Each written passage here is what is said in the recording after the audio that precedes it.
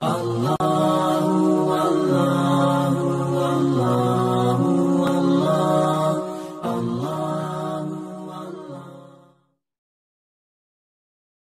کیجئے ہمارے چینل اور دبائیے بیل کا آئیکن تاکہ آپ کو ریگولر نوٹیفیکیشن اپڈیٹس مل سکیں۔ اللہ تعالیٰ جل شانہ نے ایسا رشتہ ماں کی صورت میں پیدا کیا ہے، جنت کی چھاؤں کا دنیا کے اوپر روپ ہے ماں کی ذات، جنت کی گھنی چھاں ہے ماں کا وجود، اور اللہ نے اپنی رحمتوں کو اگر کوئی صورت دی ہے تو وہ ماں کا روپ ہے، اور ماں کے سینے میں وہ تڑپتی ہوئی ممتا اور محبت کہ وہ پگھلتے ہوئے جذبات رکھے گئے ہیں کہ دنیا پر ماں کے پیار کا بدل نہیں ہے۔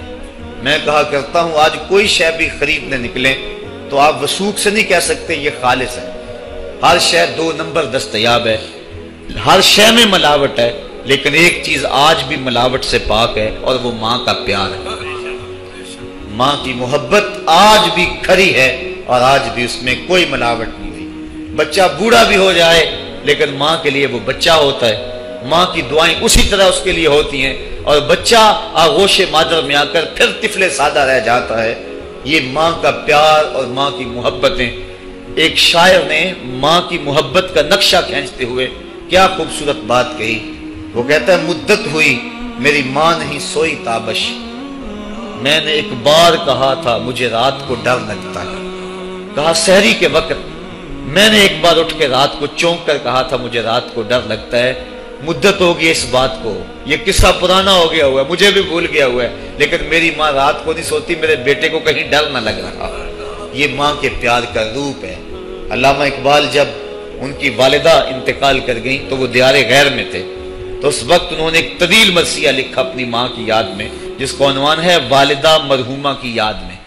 اس کے اندر لکھتے ہیں آہ اب وطن میں ہوگا کس کو میرا انتظار، آہ وطن میں ہوگا اب کس کو میرا انتظار، کون میرا خط نہ آنے سے رہے گا بے قرار، آرزو لے کر تیری خاک مرکد پہ آؤں گا، اب دعائے نیم شب میں کس کو میں یاد آؤں گا، کون پچھلے پہر اٹھ کے دعا کرے گا۔ ہر ایک سے کہنا پڑتا نا جناب دعا کرنا، مولوی صاحب سے بھی عرض کرنا پڑتا حضور دعا میں یاد رکھنا، پیر صاحب سے گزارش کرنا پڑتی ہے جناب مجھے دودھ راتوں میں اور چاندنی راتوں میں مجھے یاد رکھنا، حاجی کو معتمر کو کہنا پڑتا جناب دیار حرم میں جا رہے ہو اور دیار حبیب میں جا رہے ہو وہاں مجھے دعاؤں میں یاد رکھنا، سین حرم میں بھی اور جالی کے سامنے بھی، ہر ایک کو کہنا پڑتا ہے کہ مجھے دعاؤں میں یاد رکھنا۔ کبھی ماں کو بھی کہنا پڑا ہے کہ امی دعاؤں میں یاد رکھنا۔ ماں کے ہاتھ ویسے اٹھے رہتے ہیں، اور جب ماں کے ہاتھ اٹھ جائیں اجابت کے سارے دروازے کھل جاتے ہیں۔ میں نے پڑھا کتب حدیث میں جو دعائیں رد نہیں ہوتی ان میں سے ایک ماں کی دعا ہے، جب ماں ہاتھ اٹھا دے تو جنت کے سارے دروازے کھل جاتے ہیں، اور یہ لازمی نہیں ہے کہ ماں رابعہ بصریہ ہو تو پھر ہی اس کی دعا قبول ہوتی ہے۔ اپلے تھاپتی ہوئی ماں اور لیپا پوتی کرتی ہوئی ماں جو ہے وہ مٹی سے بھرے ہوئے ہاتھ اٹھا دے تو اللہ ان ہاتھوں کو بھی خالی نہیں موڑتا۔ ماں جب بولتی ہے تو اس کے لہجے میں جبریل بولتا ہے، ماں جب مسکراتی ہے لگتا ہے جنت کی ساری کلیاں کھل اٹھی ہیں۔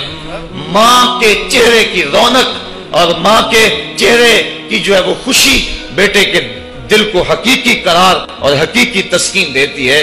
جو ٹھنڈ ماں کے ساتھ نصیب ہوتی ہے وہ کائنات میں کسی اور جگہ پہ نہیں ہے، جو گھنا سایہ ماں کے دامن میں ہے وہ کسی اور جگہ میسر نہیں ہو سکتا ہے۔ وہ کیا کہا تھا کسی نے کہ 5 سٹار ہوٹلوں میں کھانا کھانے میں وہ لذت کہاں جو چولہے پر بیٹھ کے ماں کے ہاتھوں سے پکی ہوئی چپاتیاں کھانے میں آتا ہے۔ عالی جناب حضرت صاحب کیا کیا اسٹیٹ سیکرٹری نام لیتے ہیں، لیکن وہ لطف کہاں جو ماں اوئے ببلو اوئے پپو اور اوئے مٹھو کہہ کے پکارتی ہے۔ جو مٹھاس ان لفظوں کے اندر ہے وہ بڑے اور بھاری اور بھرکم الفاظ اور خطابات کے اندر کہاں ہے۔ اونچی کرسی پہ بیٹھنے کا وہ لطف نہیں ہے جو ماں کے قدموں میں بیٹھنے کا ہے۔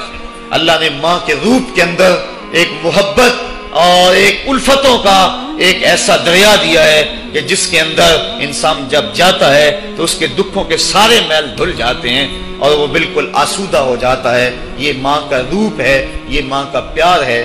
تو ماں کا بچھڑ جانا، اس دنیا سے چلے جانا، یہ ایسے ہی ہوتا ہے جس طرح کوئی بندہ گھنے سائے میں کھڑا ہو تو اچانک اس کو دھوپ میں کھڑا کر دیا جائے پھر اسے پتا چلتا ہے کہ کتنا گھنا سایہ تھا. جس طرح درخت ساری دھوپ اپنے اوپر سہتا ہے اور جو اپنے نیچے کھڑا ہو اس کو ٹھنڈک دیتا ہے، اسی طرح ماں باپ سارے دکھ اپنے اوپر سہتے ہیں لیکن اپنی اولاد کو ٹھنڈک پہنچاتے ہیں. ماں باپ کے اس دنیا سے چلے جانے کے بعد پتا چلتا ہے کہ میں کتنی گھنی چھاؤں سے کس کڑاکے دار دھوپ میں آ گیا ہوں، اور میری زندگی کے اندر کتنے دکھوں کا زہر گل رہا ہے. جو زہر پہلے ماں ہمارے قریب نہیں آنے دیتی تھی، جو باپ ہمارے قریب نہیں آنے دیتا تھا، وہ اپنی باہوں میں اور اپنے سینے میں ان غموں اور دکھوں کو سمیٹ لیا کرتے تھے. تو ماں کا بچھڑ جانا، ماں کا اس دنیا سے چلے جانا، یہ بہت بڑا سانحہ ہوتا ہے. ساری زندگی انسان ماں کی خدمت کرتا رہے تو بتاؤ ماں کی خدمتوں کا بدلہ دے سکتا ہے؟ ماں کے پیار کا صلہ دے سکتا ہے؟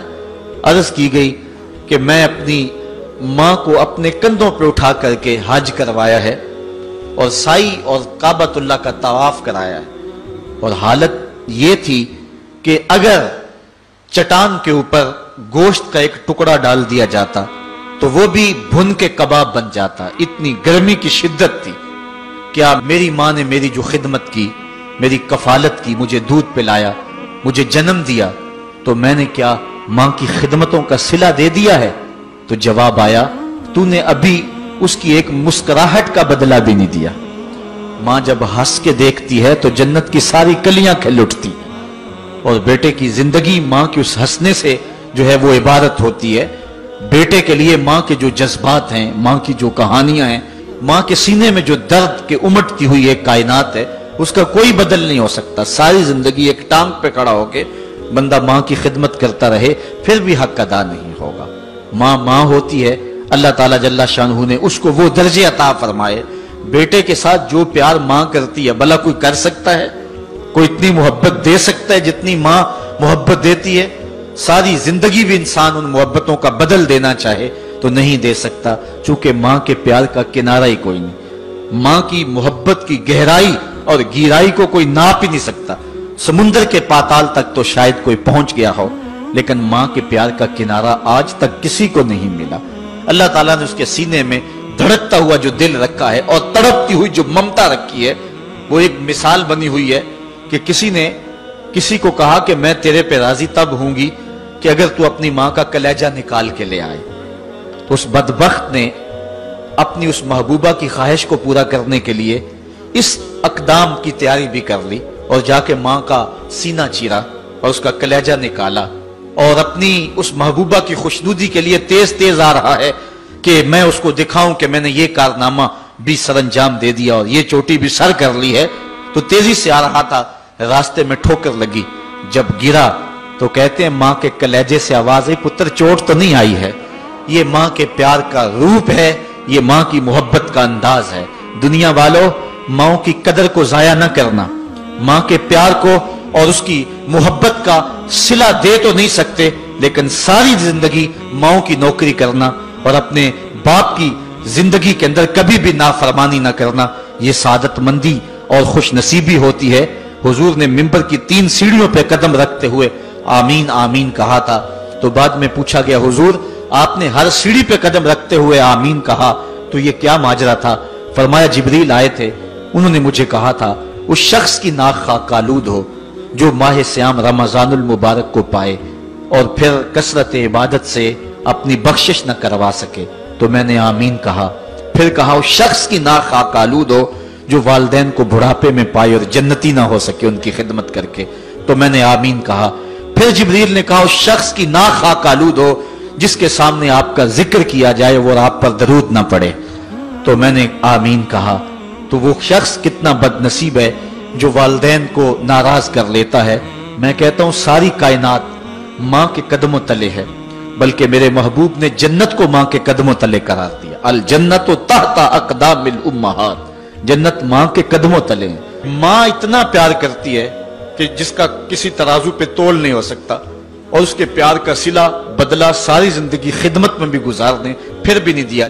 آپ کو اس قسم کی مزید بھی ویڈیوز سے آگاہ کرتے رہیں گے، ایسی معلومات فراہم کرتے رہیں گے۔ اگر آپ نے ابھی تک ہمارے چینل کو سبسکرائب نہیں کیا تو چینل کو سبسکرائب کر لیجئے۔ کمنٹ سیکشن میں ہمیں بتائیے کہ کیا آپ کو یہ معلومات پسند آئیں، اور اگر یہ معلومات پسند نہیں آئیں تو ان کی وجوہات کیا تھیں، اور اگر پسند آئی ہیں تو ان معلومات کو دوسروں کے ساتھ شیئر بھی کیجئے، اور یہ جان لیجئے کہ ہمیں بھی قیامت کی تیاری کرنا ہے۔ وما علینا الا البلاغ المبین۔